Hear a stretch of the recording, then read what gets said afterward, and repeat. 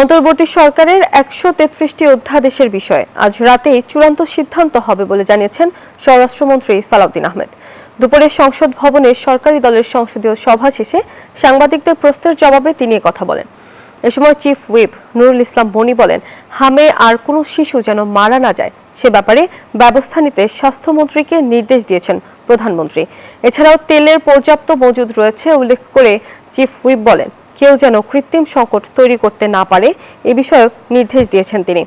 এর আগে সকালে সংসদীয় বৈঠক করেন বিরোধী দলের সংসদ সদস্যরা। আমাদের কোনো তেলের সমস্যা নেই এবং তেল পর্যাপ্ত পরিমাণে সাপ্লাই থাকার পরেও একটা কৃত্রিমভাবে এরকম একটা সমস্যা সৃষ্টি করা হচ্ছে। যাতে এইটা না হয় এ ব্যাপারে সকলকে সচেতন হওয়া এবং একটা প্রয়োজনীয় ব্যবস্থা গ্রহণ করবেন মাননীয় প্রধানমন্ত্রী। ১৩৩টা অধ্যাদেশের বিষয়ে আজকে রাত্রে ফাইনাল মিটিং আছে, রাত্রে 8:30টার সময়। 2 দিন আমরা মিটিং করেছি। আজকে আশা করি সব বিষয়ে আমরা একটা সিদ্ধান্তে আসতে পারবো। 200-র বেশি সার্ভিস ও ফিচারে লেনদেনের সব বিকাশ অ্যাপে সম্ভব।